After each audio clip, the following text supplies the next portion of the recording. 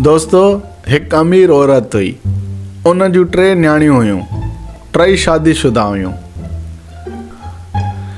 हिन सोचो त पंहिंजी धीअरनि जे मुड़ुसनि खे आज़माइजे त कहिड़ी धीअ जो मुड़ुसु संदसि केतिरो ख़्यालु करे थो।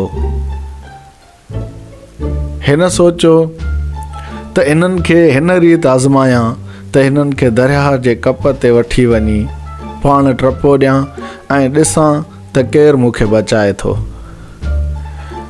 हिन जी वॾी न्याणी हुई। उन जे घरवारे खे वठी वञी दरिया ते हिन माई टपो ॾिनो। दरिया में टपो ॾिनो त हू तारू हो। यकदमि दरिया में गिरी तार हणी पंहिंजी ससु खे बचाए ॿाहिरि कढी आयो। माई ॾाढी ख़ुशि थी, यानी हिन जी ससु ॾाढी ख़ुशि थी। हिन खे कार गिफ्ट कयईं ऐं वरी ॿी न्याणी जे मुड़ुस खे आज़माइण लाइ साॻियो ई दरिया किनारे वठी वई ऐं पाण दरिया में टप ॾिनई। ऐं उनजो जेको उहो ॿी धीअ जो घरवारो हो सो तारू न हो। हुन शोर मचायो, रड़ियूं कयईं। आसपास खां माण्हुनि अची संदसि ससु खे बचायो।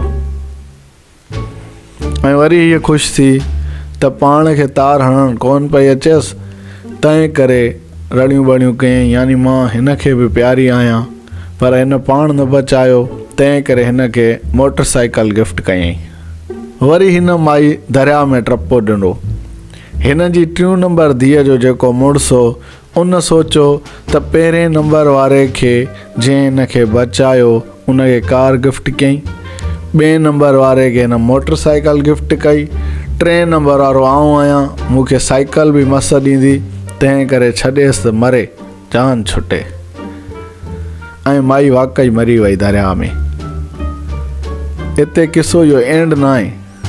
हाणे हिन माण्हू खे, यानी हिन जी धीउ जे जेका 3 नंबर धीउ हुयसि उन जे घरवारे खे पराडो गिफ्ट थी। हाणे इहा पराडो गिफ्ट कंहिं कई इहो तव्हां ॿुधायो कमेंट सेक्शन में। ए, इन जे माई जे सहुरे। बी, इन माई जे पीउ। सी, इन माई जे घरवारे। डी, इन माई जी वॾी न्याणी जे घरवारे। तव्हां ॿुधायो कमेंट सेक्शन में।